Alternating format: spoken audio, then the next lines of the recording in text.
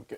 You've actually covered what I was intending to ask. Right. Some of the special acts of worship. Right. And as you've mentioned, just on your last point, the worship of Hajj. Can you put that in perspective with regards to DhulHijjah, brother?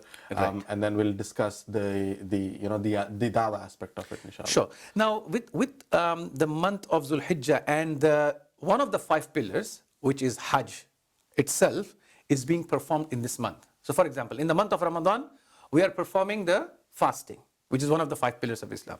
So now in DhulHijjah, we are performing Hajj. That is where the significance of this month adds up. Now, the action or the deed or the pillar of Islam, which is Hajj, is what is Allah subhanahu wa ta'ala commands in the Quran and says to call people to Hajj. As mentioned in the Quran, Allah subhanahu wa ta'ala says in Surah Al-Hajj, Surah number 22, ayah number 27, Allah subhanahu wa ta'ala says, وَأَذِّن فِي النَّاسِ بِالْحَجِّ.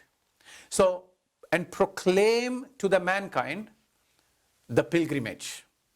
Call them to the pilgrimage. وَأَذِّن, to give them a call, to proclaim them. So Allah subhanahu wa ta'ala says, invite everybody, call everyone to come for the pilgrimage, that is to the city of Makkah, to the house of Allah subhanahu wa ta'ala, to Ka'bah, and come and perform the rituals. Now, interestingly, here the aspect of Hajj is something that we do, but there is an added element to it which shows the universality of the religion of Islam.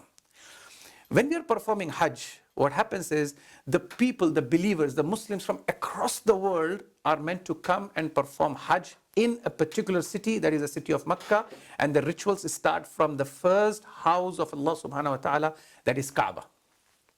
Now, how do the people come? They all come in only 2 pieces of cloth, 2 pieces of white cloth.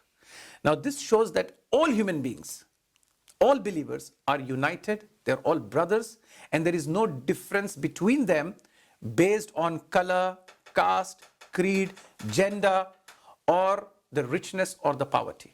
Any of those dividing lines, any of those racist ideologies that stem in our society wherever we are, is all curbed, is all eliminated when people come and join in pilgrimage to the house of Allah subhanahu wa ta'ala, which is the act, the deed, Hajj.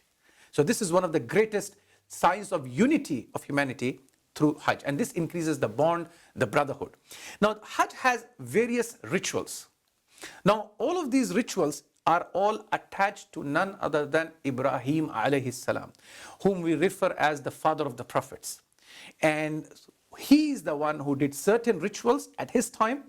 And based on that is what the Hajj is, the continuation of those deeds and actions and rituals of Ibrahim alayhi salam that came all the way down to Prophet Muhammad sallallahu alaihi wasallam, and he made it a sunnah of his, and which is one of the 5 pillars of Islam of doing Hajj, and his sunnah in how to perform Hajj, which includes most of the rituals as were performed by Ibrahim alayhi salam.